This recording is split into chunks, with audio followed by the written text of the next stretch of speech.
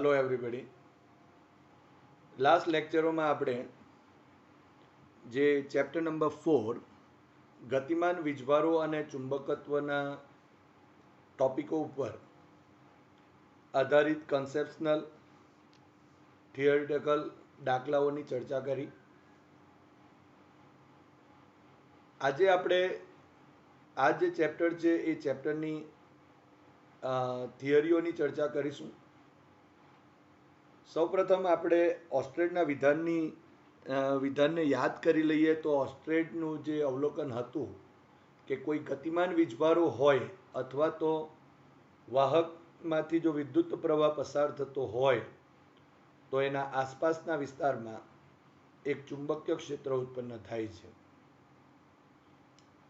ત્યારબાદ બાયો અને સાવર નામના વૈજ્ઞાનિકે અહીં એક નિયમ આપેલો જેની આજે આપણે ચર્ચા કરીએ. સૌપ્રથમ તો વિદ્યુત પ્રવાધારિત ખંડના કારણે ઉત્પન્ન થતા ચુંબકીય ક્ષેત્ર માટે બાયો સાવરનો નિયમ લખો, ચુંબકીય ક્ષેત્રની દિશા જણાવો અને આ નિયમ પરથી ચુંબકીય ક્ષેત્રનો એકમ દર્શાવો. એટલે અહીં આપણે સૌપ્રથમ બાયો સાવરના નિયમ વિશે વાતો કરીએ, ત્યાર પછી એની દિશા ચુંબકીય ક્ષેત્રની દિશા કેવી રીતે નક્કી કરી શકાય તેની ચર્ચા કરીશું અને ત્યારબાદ ચુંબકીય ક્ષેત્રનો એકમ વિશે ચર્ચા કરીએ. તો બાયો સાવરનો જે નિયમ છે એ અહીં આ રીતે આપી શકાય, પણ તે પહેલા આપણે એક આકૃતિ છે તે સમજી લઈએ. અહીં તમે જોઈ શકો છો કે એક અનિયમિત આકારનો એક વિદ્યુત પ્રવાધારિત એક તાર છે. આ વિદ્યુત પ્રવાધારિત વાહક છે, આ દેખાય છે. એમાંથી I જેટલો વિદ્યુત પ્રવાહ પસાર થાય છે. હવે અહીં એક સૂક્ષ્મ ખંડ લીધું અને આ જે સૂક્ષ્મ ખંડ છે એ ધારો કે dl જેટલું છે અને એમાંથી I જેટલો વિદ્યુત પ્રવાહ પસાર થાય છે. એનો અર્થ એમ થયો કે અહીં IDL મળે, જેને આપણે વિદ્યુત પ્રવાહ ખંડ કહીશું. એટલે કે dl જેટલો જે વાહક છે એમાંથી I જેટલો જો વિદ્યુત પ્રવાહ પસાર થાય તો વિદ્યુત પ્રવાહ અને એ જે સૂક્ષ્મ ખંડ છે એનો ગુણાકાર ને આપણે વિદ્યુત પ્રવાહ ખંડ કહીએ છીએ. હવે અહીં વિદ્યુત પ્રવાધારિત જ ખંડ કહેવાશે કે જેના લીધે કોઈ R જેટલા સ્થાન સદિશ અંતરે આવેલા બિંદુ P પાસે આપણે ચુંબકીય ક્ષેત્ર શોધવાનું છે. એટલે કે અહીં આ જે વિદ્યુત પ્રવાહ ખંડ છે તેનાથી આ બિંદુ P નો સ્થાન સદિશ R સદિશ છે, જ્યાં ચુંબકીય ક્ષેત્ર શોધવાનું છે. કારણ કે આપણે અત્યારે જ વાત કરી ઓસ્ટ્રેડના અવલોકન કે વાહકમાંથી વિદ્યુત પ્રવાહ પસાર થાય તો એની આજુબાજુ એક ચુંબકીય ક્ષેત્ર ઉત્પન્ન થાય છે. તો હવે આપણે બાયો સાવરનો નિયમ જોઈએ. તો IDL જેટલા વિદ્યુત પ્રવાહ ખંડને લીધે ખંડની સાપેક્ષ, એટલે કે આ વિદ્યુત પ્રવાહ ખંડને લીધે આ ખંડની સાપેક્ષ R જેટલા સ્થાન સદિશ ધરાવતા બિંદુ પાસે જે ચુંબકીય ક્ષેત્ર એ આ સૂત્ર કે dB is equal to μ0 divided by 4 pi IDL cross R સદિશ divided by R cube સૂત્ર પરથી અપાય છે, જેને આપણે અહીં બાયો સાવરનો નિયમ કહેવાય છે. તો ફરી એકવાર કહી દઈએ કે IDL જેટલા વિદ્યુત પ્રવાહ ખંડને લીધે આ જે ખંડ છે એની સાપેક્ષ R જેટલા સ્થાન સદિશ અંતરે આવેલા બિંદુ P પાસે અથવા આવેલા બિંદુ પાસે ચુંબકીય ક્ષેત્ર dB is equal to μ0 divided by 4 pi IDL cross R સદિશ divided by R cube સૂત્ર પરથી અપાય છે, જેને આપણે બાયો સાવરનો નિયમ કહેવાય.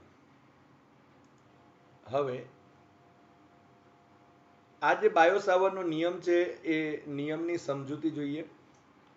તો અહીં આકૃતિમાં એક યાદચ્છિક આકારનો કોઈ પણ આકારનો એક XY વિદ્યુત પ્રવાહ વાહકતા દર્શાવેલ છે અને આગળ ચર્ચા કરી તે મુજબ dl જેટલો સૂક્ષ્મ ખંડ છે કે જેમાંથી I જેટલો વિદ્યુત પ્રવાહ પસાર થાય છે અને એના લીધે આ જે વિદ્યુત પ્રવાહ ખંડ થશે એ ખંડના લીધે તેનાથી r જેટલા અંતરે r જેટલા સ્થાન સદિશ અંતરે આવેલા બિંદુ P પાસે આપણે ચુંબકીય ક્ષેત્ર dB શોધવાનું છે.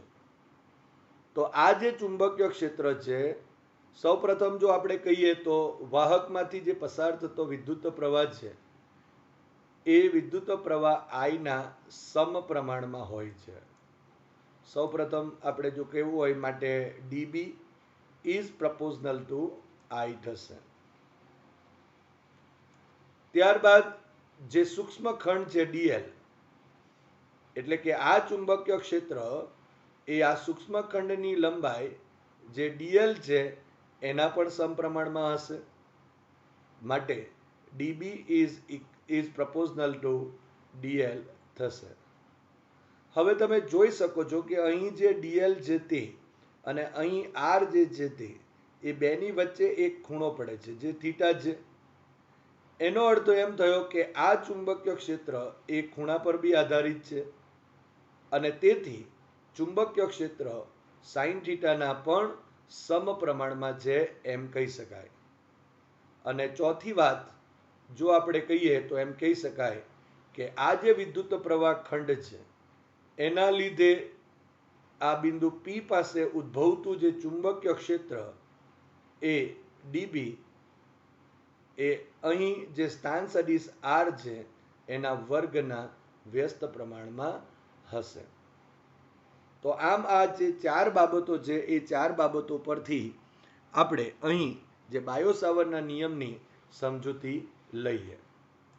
અહીં તમે જોઈ શકો છો કે dB is proportional to sin theta થશે અને અહીં dB is proportional to 1/r², એટલે કે ચુંબકીય ક્ષેત્ર r ના વર્ગના વ્યસ્ત પ્રમાણમાં છે એમ આપણે કહી શકાય. હવે આ જે ચાર બાબતો છે એ બાબતોનો જો સમન્વય કરી દઈએ તો અહીં dB is proportional to I into dl into sin theta divided by r² થશે માટે dB is proportional to I dl sin theta divided by r².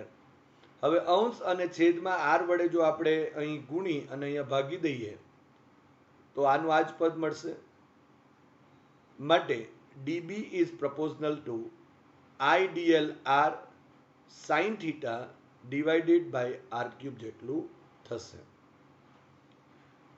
માટે dB is equal to અહીં સમપ્રમાણતા છે માટે સમપ્રમાણતાનો અચળાંક લખીએ તો μ0 divided by 4 pi into I dl into r into sin theta divided by r³ થશે.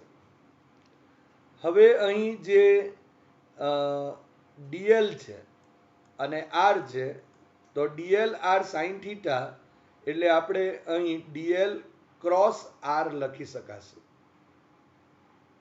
માટે dB સદિશ is equal to μ0 divided by 4 pi I dl cross r સદિશ divided by r³ થશે માટે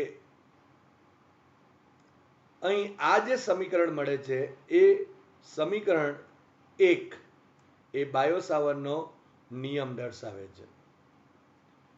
તો અહીં આપણે એમ કહી શકાય કે IDL જેટલા વિદ્યુત પ્રવાહ ખંડને લીધે આ જે IDL જેટલા વિદ્યુત પ્રવાહ ખંડ છે એની સાપેક્ષ સ્થાન સદિશ r જેટલા અંતરે આવેલા બિંદુ પાસે નું જે ચુંબકીય ક્ષેત્ર એ આ સમીકરણ નંબર 1 મુજબ આપી શકાય છે જેને બાયો-સાવર્ટનો નિયમ કહેવાય. આ એક અગત્યનો જે નિયમ છે કે જેનો ઉપયોગ આપણે અહીં બીજા થિયરમ્સમાં પણ કરીશું જ્યાં આપણે જો કેવું હોય તો આ એક સમપ્રમાણતાનો અચળાંક લીધો. એ સમપ્રમાણતાના અચળાંકમાં જે μ0 છે એને શૂન્ય અવકાશની અથવા તો મુક્ત અવકાશની પરમિયબિલિટી કહેવાય છે. અને એની કિંમત μ0 is equal to 4 pi into 10⁻⁷ tesla metre per ampere છે. હવે આ જો કિંમત આપણને આપેલી હોય માટે μ0/4 લખીએ તો is equal to 4 pi into 10⁻⁷ divided by 4 pi. So 4 pi અને 4 પાઈ કેન્સલ આઉટ થશે. So is equal to 10⁻⁷ tesla metre per ampere થશે અથવા ન્યૂટન પર એમ્પિયર પણ એનો એક એકમ છે. હવે આ જે સમીકરણ 1 જે મળે છે એ શૂન્ય અવકાશ માટે મળતું ચુંબકીય ક્ષેત્ર છે. હવે સમીકરણ નંબર 1 પરથી જે ચુંબકીય ક્ષેત્ર છે એનું મૂલ્ય dB is equal to μ0 divided by 4 pi. અહીં dl ક્રોસ r માટે dl r sin થીટા લખાશે માટે I dl r sin theta divided by r cube થશે. અથવા તો આપણે આ રીતે પણ લખી શકાય dB is equal to μ0 divided by 4 pi I dl cross અહીં r નો માનાંક ડિવાઇડેડ બાય r ક્યુબ થશે કે જ્યાં થીટા એ IDL જે વિદ્યુત પ્રવાહ ખંડ છે તે અને એ વિદ્યુત પ્રવાહ ખંડથી જે બિંદુ પાસેનો ચુંબકીય ક્ષેત્રનું મૂલ્ય શોધવાનું છે તેનો સ્થાન સદિશ વચ્ચેનો ખૂણો દર્શાવે છે. હવે અહીં જો આપણે એક r જો કેન્સલ આઉટ કરીએ તો અહીં માટે dB is equal to μ0/4 pi into IDL sin theta divided by r square જેટલું થશે. તો આમ સમીકરણ નંબર જે 2 છે એ સમીકરણ નંબર 2 એ અહીં જે ચુંબકીય ક્ષેત્ર છે એ ચુંબકીય ક્ષેત્રનું મૂલ્ય દર્શાવે છે.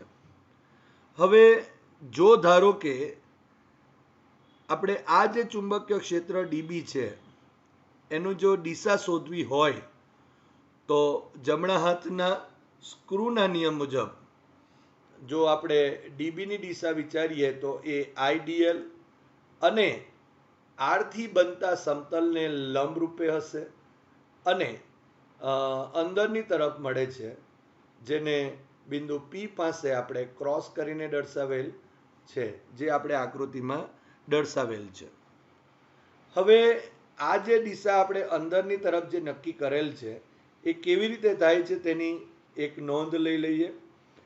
મેં જે દિવસે આ ચેપ્ટરની શરૂઆત કરેલી ત્યારે પણ મેં કીધું હતું કે અહીં બધી રાશિઓ લગભગ એ સદિશ રાશિઓ છે અને તેથી બધી રાશિઓની દિશા નક્કી કરવી પડશે અને તેથી 11 સાયન્સની અંદર આપણે જે ક્રોસ પ્રોડક્ટ ભણેલા છે એના જે ગુણધર્મો છે એને આપણે વિસ્તારથી બરાબર સમજીને તૈયાર કરવા પડશે. અહીં તમે જોઈ શકો છો કે આપણે જે અંદરની તરફ જે મળે છે એનું રીઝન કેમ તો આપણે આકૃતિ છે તેનો એક નાનો ભાગ દર્શાવેલ છે અહીં કે IDL જે વિદ્યુત પ્રવાહ ખંડ દર્શાવેલ છે સ્થાન સદિશ એટલે બિંદુ P છે. એટલે અહીં જે ચુંબકીય ક્ષેત્ર જે મળશે એ ચુંબકીય ક્ષેત્ર આ બિંદુ P પાસે જે મળશે તે આ રીતે અહીં આપણે લખવું હોય તો અહીં પણ લખી શકાય.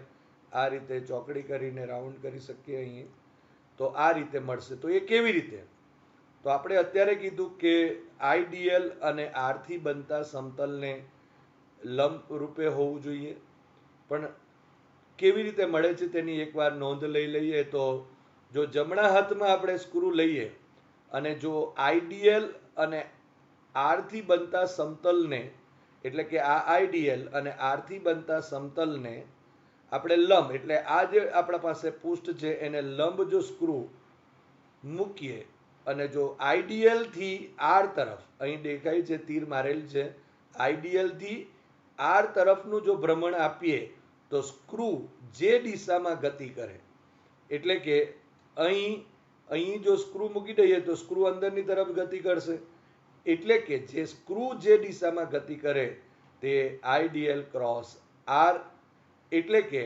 ડીબી સદિશ ચુંબકીય ક્ષેત્રની દિશા દર્શાવે છે, જે અહીં પૃષ્ઠને લંબ અંદરની તરફ છે, જેને આપણે અહીં ચોકડી કરી એટલે કે રાઉન્ડ કરીએ એટલે કે ક્રોસ કરીને દર્શાવીએ છીએ. આ રીતે આપણે જમણા હાથના સ્ક્રૂના નિયમનો અથવા તો જમણા હાથના અંગૂઠાના નિયમનો ઉપયોગ કરીને જે ચુંબકીય ક્ષેત્ર છે એની દિશા નક્કી કરી શકાય.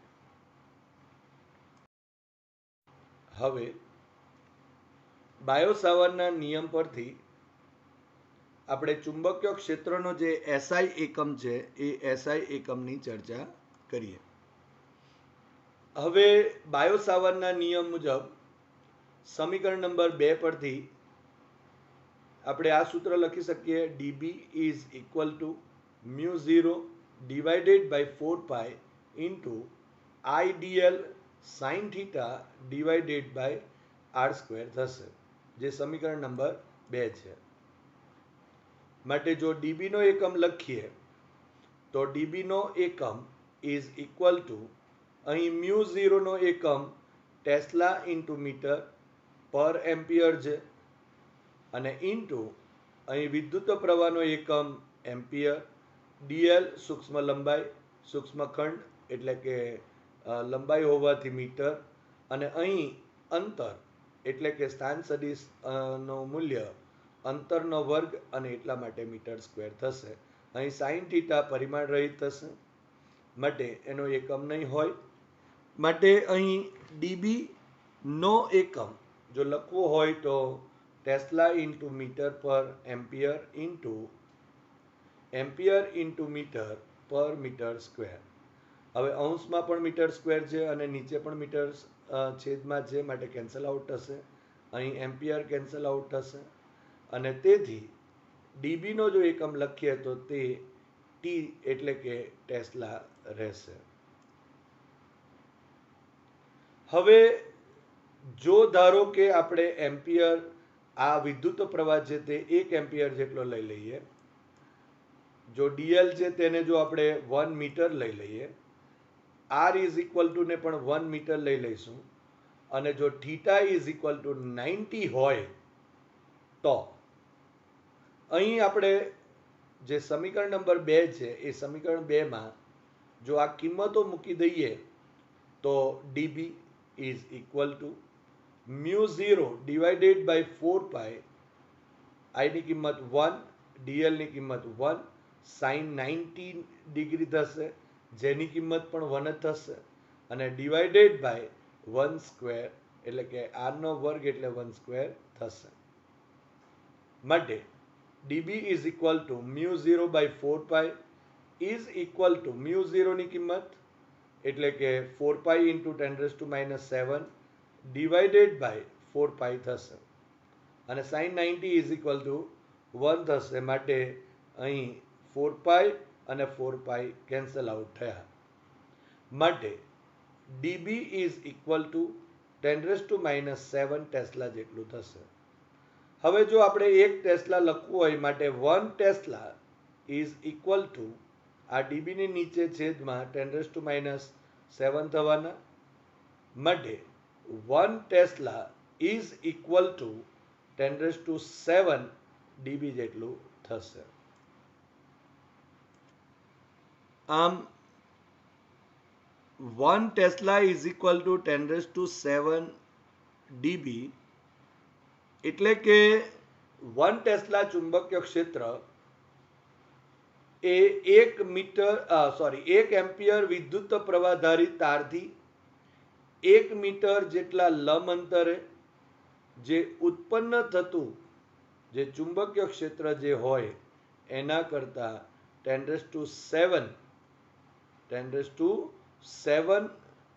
ગણું વધુ હોય છે. એટલે કે 1 tesla is equal two 10⁷ dB જેટલું થશે.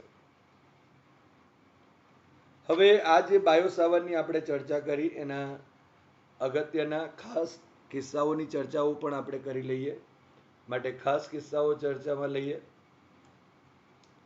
તો સૌપ્રથમ અહીં થીટા ઇઝ ઇક્વલ ટુ 0 લેતા, એટલે કે આઈડીએલ અને આર વચ્ચેનો ખૂણો જ્યારે થીટા હોય, થીટા અને એ જો 0 લઈએ તો એનો મતલબ કે એ તારની અક્ષ પરના દરેક બિંદુ પર કહેવાશે અને ત્યાં થીટા બરાબર 0 થશે.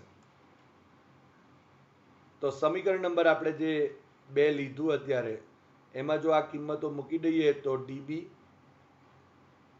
Is equal to mu 0 by 4 pi IDL sine 0 theta is equal to 0 degree divided by R square થશે. પરંતુ અહીં આ જે sine theta is equal to sine 0 is equal to અહીં 0 થશે અને તેથી અહીં ડીબી ઇઝ ઇક્વલ ટુ 0 થશે. એનો અર્થ એમ થયો કે વિદ્યુત પ્રવાહધારિત ખંડ હોય કે તાર હોય, એની અક્ષ પરના દરેક બિંદુએ ચુંબકીય ક્ષેત્રનું મૂલ્ય એ 0 થાય છે એમ આપણે કહી શકાય. હવે બીજા કિસ્સાની ચર્ચા કરીએ તો થીટા બરાબર 90 ડિગ્રી હોય, એટલે કે આઈડીએલ અને આર પરપેન્ડિક્યુલર એકબીજાને પરસ્પર લંબ હોય. માટે સમીકરણ 2 પરથી જો કિંમતો મૂકીએ તો dB is equal to mu 0 by 4 pi into IDL અને સાઇન 90 ડિગ્રી થશે અને ડિવાઇડેડ બાય આર સ્ક્વેર થયું. હવે સાઇન 90 ઇઝ ઇક્વલ ટુ 1 થશે. So D B is equal to mu 0 divided by 4 pi into I D L divided by R square થશે, જે અહીં મહત્તમ ચુંબકીય ક્ષેત્ર દર્શાવે છે. કારણ કે અહીં સાઇનની કિંમત જ્યારે 1 થાય ત્યારે એને અનુરૂપ રાશિ મહત્તમ થાય અને તેથી અહીં આપણે એમ કહી શકાય કે વિદ્યુત પ્રવાહધારિત જે ખંડ છે એમાંથી પસાર થતા જે વિદ્યુત પ્રવાહધારિત જે ખંડ છે એમાંથી પસાર થતા વિદ્યુત પ્રવાહને લીધે ખંડને લંબ એવા સમતલમાં ચુંબકીય ક્ષેત્ર મહત્તમ મળે છે. એટલે અહીં ખંડમાંથી પસાર થતું હોય અને ખંડને લંબ હોય એવા સમતલમાં આવેલા હોય તેવા લંબ સમતલમાં ચુંબકીય ક્ષેત્ર હંમેશા એ મહત્તમ હોય છે એમ કહી શકાય. હવે બાયોસાવરનો જે નિયમ છે તે અને સ્થિત વિદ્યુત ક્ષેત્ર માટે જે કુલમનો નિયમ છે એની જે સામ્યતાઓ છે તેની અને જે વિષમતાઓ છે એની આપણે હવે ચર્ચા કરીએ. તો સૌપ્રથમ આપણે એની જે સામ્યતાઓ જે છે તેની ચર્ચા કરીશું. તો બાયોસાવરનો નિયમ અને સ્થિત વિદ્યુત ક્ષેત્ર માટે કુલમનો નિયમ ની જે સામ્યતાઓ છે તે આ મુજબ છે. પહેલી કે બંને નિયમો એ અંતરના વર્ગના વ્યસ્ત પ્રમાણના નિયમો છે એમ આપણે કહી શકાય. કારણ કે જ્યારે પણ આપણે ચર્ચાઓ કરીએ છીએ ત્યારે વિદ્યુત ક્ષેત્રની અંદર પણ એ અંતરના વર્ગના વ્યસ્ત પ્રમાણમાં હોય છે અને અહીં બાયોસાવરના નિયમ મુજબ ચુંબકીય ક્ષેત્ર પણ એ અંતરના વર્ગના વ્યસ્ત પ્રમાણમાં છે. હવે બીજા પોઈન્ટની જો ચર્ચા કરીએ તો એમ કહી શકાય કે જે વિદ્યુત ક્ષેત્ર છે અને ચુંબકીય ક્ષેત્ર બંને ગુરુ અંતરીય ક્ષેત્રો છે એમ કહી શકાય. લાંબા અંતર સુધી લાગુ પાડી શકાય છે. ત્યારબાદ થર્ડ પોઈન્ટની વાત કરીએ તો બંને માટે સંપાતપણાનો સિદ્ધાંત લાગુ પાડી શકાય છે. એટલે જે રીતે આપણે વિદ્યુત ક્ષેત્રની અંદર જે વિદ્યુત ક્ષેત્ર માટે પરિણામી વિદ્યુત ક્ષેત્ર મેળવવા સદિશ સરવાળાની જે ચર્ચા કરેલી એ જ મુજબ આપણે અહીં જે સ્થિત વિદ્યુતની જેમ જ આપણે બાયો સાવર્ટના નિયમ મુજબ ચુંબકીય ક્ષેત્રની અંદર પણ સંપાતપણાનો સિદ્ધાંત લાગુ પાડી શકીએ છીએ. અહીં સ્થિત વિદ્યુત ક્ષેત્ર માટે જો બિંદુવત વીજભારને લીધે ઉદ્ભવતા ક્ષેત્રની ચર્ચા કરીએ તો E is equal two KQ/R² છે. તો અહીં આરના વર્ગના વ્યસ્ત પ્રમાણમાં છે, તમે જોઈ શકો છો. અને સાથે સાથે જે વીજભાર છે એ વીજભાર ના પણ સમ પ્રમાણમાં છે એમ આપણે કહી શકાય. એ જ પ્રમાણે જો બાયો સાવર્ટના નિયમ પરથી વાત કરીએ તો B is equal to μ0 divided by 4π IDL into sine theta divided by R² પરથી કહી શકાય કે BDL B is proportional to IDL છે અને ડિવાઇડેડ બાય R² એટલે અહીં પણ તમે જોઈ શકો છો કે અંતરના વર્ગના વ્યસ્ત પ્રમાણમાં છે એમ કહી શકાય. તો આ જે ત્રણ આપણે જોઈ એ બાયો સાવર્ટનો નિયમ અને સ્થિત વિદ્યુત ક્ષેત્ર માટે કુલમ્બના નિયમની સામ્યતાઓ છે. હવે એ જ રીતે એ બંને નિયમની વચ્ચે વિષમતાઓ પણ છે અને એ જે વિષમતાઓ છે તેની ચર્ચા કરીએ તો સૌપ્રથમ પહેલી જે વિષમતા છે કે આપણે જાણીએ છીએ કે ચુંબકીય ક્ષેત્ર એ સદિશ ઘટક IDL ના કારણે મળે છે, જ્યારે વિદ્યુત ક્ષેત્ર છે એ અદિશ ઘટક અહીં વિદ્યુતભાર DQ ના કારણે મળે છે એમ કહી શકાય. એટલે અહીં વિદ્યુત પ્રવાહ છે અને અહીં વિદ્યુત ભાર છે. અહીં વિદ્યુત પ્રવાહ ખંડના લીધે છે, જ્યારે અહીં વિદ્યુત ભાર ના લીધે અહીં ક્ષેત્ર મળે છે. બીજી વિષમતા કહીએ તો સ્થિત વિદ્યુત ક્ષેત્રની દિશા એ જે વીજભાર ઉદ્ગમ હોય તે અને અવકાશમાં રહેલા જે કોઈ બિંદુ પાસે જ્યાં વિદ્યુત ક્ષેત્ર શોધવાનું છે એને જોડતા સ્થાનાંતર સદિશની દિશામાં હોય છે, જ્યારે અહીં ચુંબકીય ક્ષેત્રની જે દિશા છે એ વિદ્યુત પ્રવાહ ખંડ એટલે કે IDL અને એ વિદ્યુત પ્રવાહ ખંડને લીધે R જેટલા સ્થાન સદિશ અંતરે આવેલા બિંદુ પાસે જ્યાં ચુંબકીય ક્ષેત્ર શોધવાનું છે એ બેથી બનતા સમતલ જે છે એ સમતલને લંબ રૂપે હોય છે અને જમણા હાથના સ્ક્રૂના નિયમ મુજબ આ જે દિશા નક્કી કરી શકાય છે. આગળના ટોપિકમાં આપણે લાક્ષણિકતાઓ જોઈ, બાયો સાવર્ટના ખાસ કિસ્સાઓની ચર્ચા કરી અને એમાં જોયું કે બાયો સાવર્ટનો જે નિયમ છે એ ખૂણા એટલે કે થીટા પર એટલે કે સાઇન થીટા પર આધારિત છે, પરંતુ જ્યારે કુલમ્બનો નિયમ એ થીટા પર આધારિત નથી. અહીં આપણે જોયું કે જો DL એટલે કે સૂક્ષ્મ ખંડ છે એ કોઈ પણ સૂક્ષ્મ ખંડ છે તો એની અક્ષ પરના જે બિંદુ હોય કોઈ પણ બિંદુ માટે થીટા બરાબર 0 થાય અને એના લીધે સાઇન 0 એટલે કે 0 થશે અને તેથી અક્ષ પરના કોઈ પણ બિંદુએ ચુંબકીય ક્ષેત્ર શૂન્ય થશે. એ જ રીતે જો આપણે કહેવું હોય તો થીટા ઇઝ ઇક્વલ ટુ જો 90 ડિગ્રી હોય એટલે કે DL ની દિશાને જો લંબ સમતલ હોય તો એ લંબ સમતલ પરના કોઈ પણ બિંદુ પાસે જે ચુંબકીય ક્ષેત્ર એ મહત્તમ થાય છે, જે આપણે આગળના ટોપિકમાં ચર્ચા કરી તે મુજબ. તો આ રીતે બાયો સાવર્ટનો નિયમ એ ખૂણા થીટા પર આધારિત હોય છે, પરંતુ અહીં કુલમ્બનો નિયમ એ થીટા પર આધારિત હોતો નથી. હવે આપણે જે મુક્ત અવકાશની એટલે કે શૂન્ય અવકાશની પરમિટિવિટી જેને આપણે એપ્સાઇલોન 0 કહેતા તે અને મુક્ત અવકાશની એટલે કે શૂન્ય અવકાશની પરમિએબિલિટી એટલે કે μ0 તથા શૂન્ય અવકાશમાં જે પ્રકાશની જે ઝડપ છે એ પ્રકાશની ઝડપ c વચ્ચેનો સંબંધ મેળવીએ. તો અહીં આપણા પાસે જે મ્યુ 0 છે ઇન્ટુ જો આપણે એપ્સિલોન 0 લખીએ તો એને આ રીતે પણ લખી શકાય. એનો મતલબ કે 4 વડે આપણે ભાગી દઈએ અને અહીં 4 વડે ગુણી દઈએ તો mu 0 into epsilon 0 is equal to અહીં મ્યુ 0 બાય 4 થશે ઇન્ટુ અહીં 4 એપ્સિલોન 0 થશે.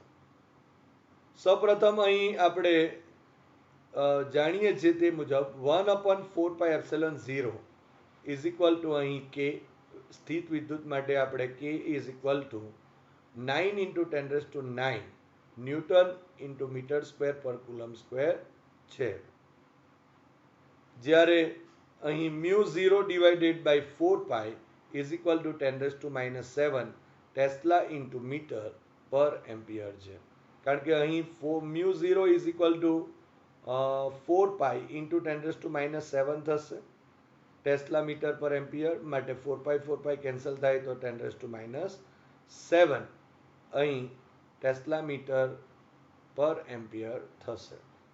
તો આ કિંમતો ઉમેરી દઈએ તો અહીં મ્યુ 0 બાય 4 ની કિંમત જો કહીએ તો 10⁻7 અને અહીં 1/4 એપ્સિલોન 0 ઇઝ ઇક્વલ ટુ કિંમત છે ને અહીં 4 એપ્સિલોન 0 બાય 1 છે માટે ઉલટાવી દઈએ તો ડિવાઇડેડ બાય 9 ઇન્ટુ 10⁻9 થયું માટે અહીં 10⁻7 છે છેદમાં લઈએ તો અહીં 10⁻16 થશે કારણ કે 9 અને આ 7 નો સરવાળો થયો 10⁻16 થયા અને 1/9 થશે. So mu 0 into epsilon 0 is equal to 1 divided by હવે અહીં 3 વર્ગ એટલે 9 થશે અને આ 10⁸ નો વર્ગ એટલે 10⁻16 થશે એટલે આ પદ અને આ પદ સમાન થયા. પરંતુ તમે જોઈ શકો છો કે અહીં 3 × 10⁸ મીટર પર સેકન્ડ એ શૂન્ય અવકાશમાં પ્રકાશનો વેગ c છે. માટે આ જે આપણા પાસે પદ છે એને આ રીતે લખી શકાય કે mu 0 into epsilon 0 is equal two 1/c². Implies કરીએ તો c² is equal two 1/μ0 epsilon 0 માટે c is equal to 1/√μ0 into epsilon 0 થશે. આમ અહીં આપણે શૂન્યાવકાશની પરમિટિવિટી એટલે એપ્સિલોન 0, શૂન્યાવકાશની પરમિએબિલિટી એટલે μ0 અને શૂન્યાવકાશમાં પ્રકાશની જે ઝડપ c વચ્ચેનો સંબંધ મેળવેલ છે જે અહીં c is equal to 1/√μ0 into epsilon 0 થશે.